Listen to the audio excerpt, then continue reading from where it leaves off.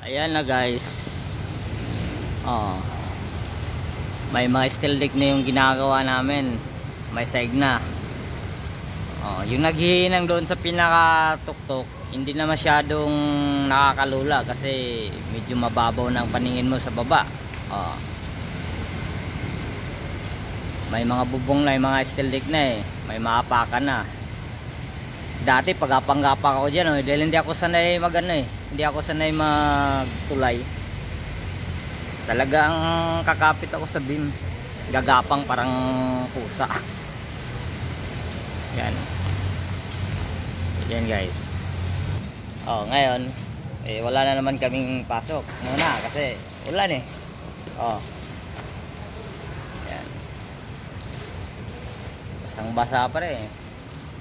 Steel deck pa lang, wala pa kasing sealant yan, kaya tumatagos pa yung ano, wala pang simento. Tumatagos pa yung ulan sa baba. Oh.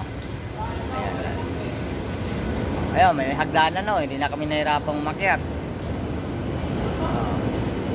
Dati akyat lang kami sa mga hagdanan na gawa ko, yung mga rebar. Ladder lang, ladder. Ngayon may stress na talaga. Oh. Oh. Dalawa yan. Meron pa doon sa likod. Meron pa rin doon, oh. Kaya medyo easy na. Ngayon, yung linggo na to, tamang-tama yung increase namin pasok sa September 1. Kaso nga naman minalas dahil September 1 saka to wala talagang pasok pa. Sayang. Sa linggo na to baka maka 3 araw lang kami napasok. Logi. Pero okay lang kaysa wala. Mahirap tumambay ngayon. Ang saya-saya. Andun sila oh. Nag-aantay ng desisyon ng inject.